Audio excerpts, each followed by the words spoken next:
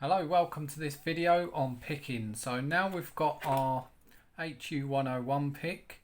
We've got our lock in the vise here. So we've got a Ford Transit custom lock, which is 2014. Again, you can do this with any pick and any lock. The principle's the same, but this is probably one of the easiest picks to teach with. So what we do first of all is we make sure that these arms are in the center and flush together. We don't want them splayed out like that just because it might get caught on the way in. So then what we do is we insert the pick like that. You might just need to give it a little wriggle to get it in there. And a very important point, you've got to make sure that the pick is all the way to the back of the lock. Now sometimes when in the real world, when the vehicle's been driving around, it's collecting dust inside the lock, and there might be little bits of dirt that stops this pick going all the way to the back. Now if this pick isn't lined up, you're going to have trouble picking it. So you want to make sure you hear it hit the back of the lock, and then you should be good to go. Now the next part is you want to put some tension. You can pick it either way you like. It really doesn't matter, but for when you're practicing, when you're actually doing this on a real vehicle, it will depend which way you pick it. It will pick both ways, but it might not open the door. Usually as a rule, you just pick away from the hinge. So whichever way the side the hinge is, you pick away from that. If you find that doesn't open the car, you're just going to have to pick it in the opposite direction. So the next step is you put on your tension. So it's quite hard to describe how much tension you need on this exactly, but you want to be putting on about the same amount of tension as you would as if you were actually turning a key in a lock. So if you imagine the spring tension against the key as you're turning it, that's about how much you want, and you need to keep that tension constant. So you don't release the tension, you're keeping the tension on here the whole time. And what we do, it doesn't matter what order you do this in, but as I explained in the theory, there's two wafers down. So here there's two down, so that's 1 and 2, and then there's 2 up. So 1 and 2 are down, 3 and 4 are up, 5 and 6 are down, 7 and 8 are up, 9 and 10 are down. Okay, so that's just to clarify that in your mind, that there's 10 wafers in here and 5 are going up and 5 are going down in twos. So we can start on number 1, and the main rule for picking with Lishi is you just have to remember that when this pointer's obviously for the ones that are all going down, okay? This one's for the ones that are going up. All you're doing is you're feeling for any spring in that chamber. So I start with number 1 and I can feel that that's sprung. Okay, if I let go, you can actually hear that there's a spring there. Okay, so what we do is we leave that alone. If it's springing and it's bouncing, we leave it alone. Now we go to number 2. Okay, that's also bouncing. Now I can feel the springs bouncing. So I'm just going to go in order. Now we need to go up to 3 and we feel if that's sprung, which it is. Obviously when you go to the upward positions, you might feel less because of gravity, just because it's trying to pull itself down. So now we go to 4. See, now 4's solid, 4's not springing on me. So what I need to do is I need to very gently, you need to imagine that you're just clicking it a tiny notch. So I'm just pushing up. In fact, sorry, that is sprung, so I'll leave that alone. It felt solid, but it's sprung. Let's go to 5. That's sprung. 6 is sprung, so I leave that. 7 7 solid. So what I do is I click, and you actually heard that. Now that's sprung. So the idea is that you're just going for the solid ones and you're clicking them until they become sprung. So that's now sprung. If I go to 8 solid. So if I just really gently click, now it's sprung. Okay, now if I go to 9, 9's nice and springy, so I leave it alone. 10 is nice and springy too. Now what you'll find is when you pick one chamber, the other one will jump out of place, or it will affect all the others because the lock's starting to bind up. So now we can actually either start again from the beginning, or we can work backwards. I like to start working backwards now. So 9's solid, become solid. So I click that.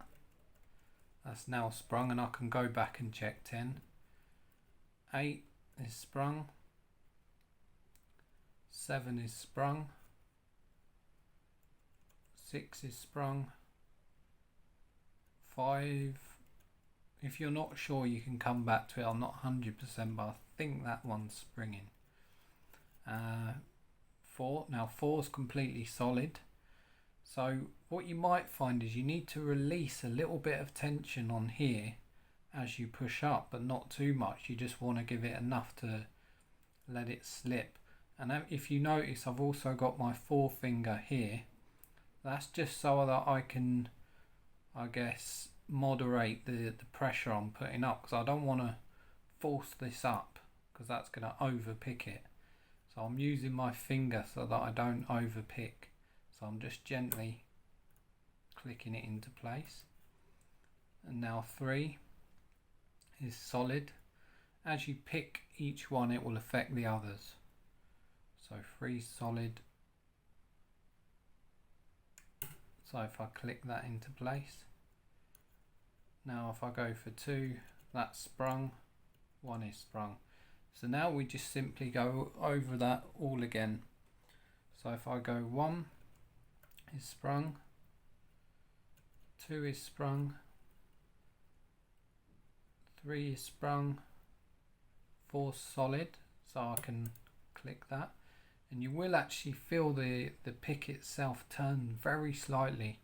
That's just where you're starting to pick the chambers and the lock's starting to bind up exactly how you want it. So now 5's become solid, so I click that into place like that. Now that's nice and springy. 6 is nice and springy, so we leave that. 7 is sprung. 8's completely solid, so it could just be 8 holding the whole lock, but let's see. No, so that's picked now anyway. Now we go for 9. 9's solid, so if you find it won't click down, you don't want to break the pick, so you need to release a little bit of tension here. There we go. So that's now sprung. Let's check 10. 10's solid, so I need to pick 10. Like that. So now I just go over those again. So I'll go to 8, 7 sprung, 6, 5 is sprung, 4 solid. Now I've got a feeling that 4 is holding the whole lock, so let's have a look. There we go. And that's now picked. So that's all you're doing. So if you just remember, the rule is just go for the ones that are solid and leave the bouncy ones. You don't have to worry about any order. As you can see, that's now open. But you don't need to worry about any order. Just follow that strategy. Go for the ones that are solid. Now on certain locks, they do like to be picked in a particular order. And for that sequence, you can purchase either the Lishi app. There's a upgrade to the Lishi app, or you can buy the Lishi manual, which is a book that's available that tells you all the different sequences that they like to be picked in order. But most locks that I come across, I just follow this rule and it works. So if I show you in real time now, without kind of explaining it so you can see how quick it's possible to pick a lock. So if I make sure my pick's in the back, so look, I'm going to do it without explaining anything, just so you can see in real time what it would look like on a job.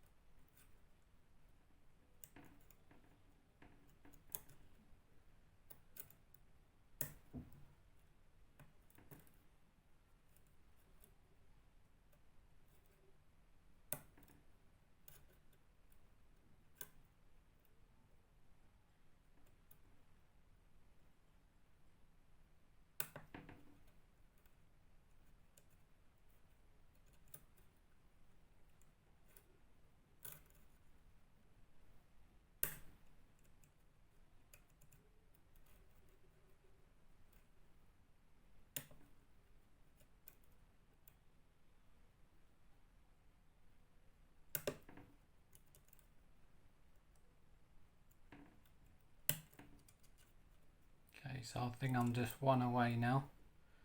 So I've got most of them sprung. Got 6 sprung. 5's now sprung. There you go, so 4.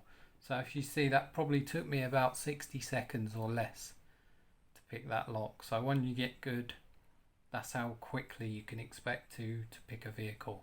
So in the next lesson, we're going to go through decoding. Now it's important, once you've picked the lock, you hold it in the open position and you don't let go of it, because in this position is how we're going to decode it from the open position. So if you release it, it's going to lock itself. So you must keep it in the open position, have a pen and paper ready to write down your decoding information when we go to decode it. That's going to be in the next lesson.